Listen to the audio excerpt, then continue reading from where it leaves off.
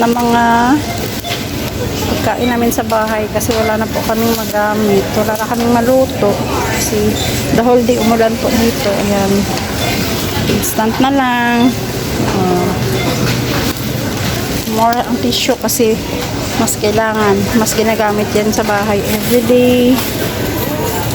Yan guys, so kasama ko yung anak ko kasi bumili kami ng kanyang t-shirt na gagamit yun sa kanilang school tomorrow. Kaya diretso grocery na lang kami.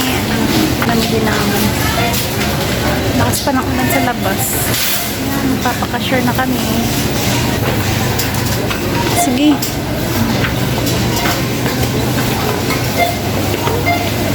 Hanap ikaw pa-sure.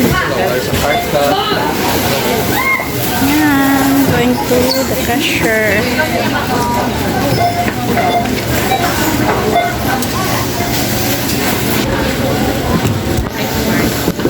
Underrated.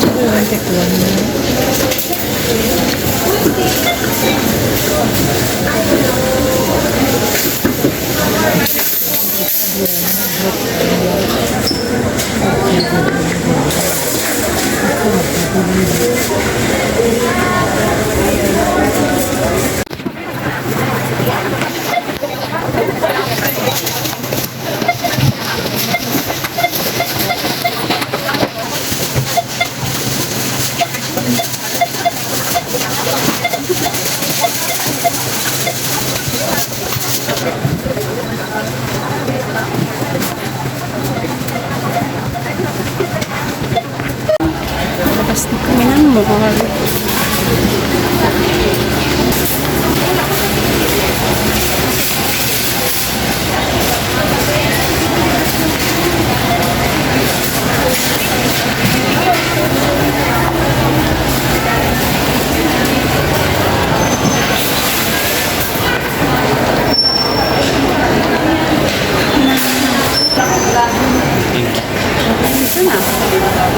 Let's go.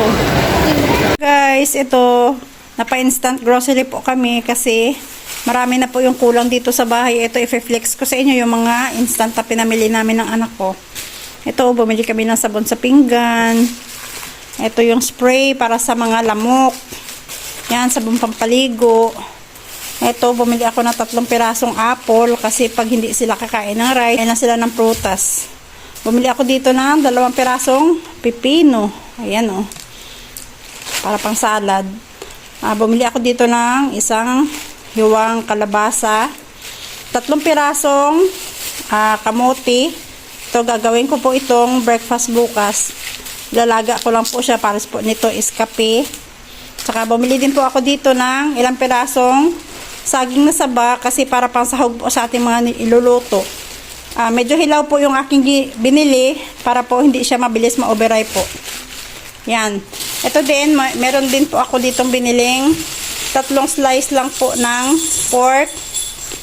Kasi nag-request po sila na magpapa-adobo sa akin ng pork bukas. Kaya ito, bumili ako dito ng isang pack ng maliit na ham. Ayan siya. Tsaka, eto, 2 pack ng chicken longganisa. Ito yung babaonin nila bukas para sa kanilang lunch. Ayan. Tsaka, eto, bumili din po ako ng maraming tissue. Yung aking pinamili tonight, na pa-instant grocery po tayo. Sama ko yung anak ko sa pamimili nito. Kaya, ayan. Thank you for watching, guys.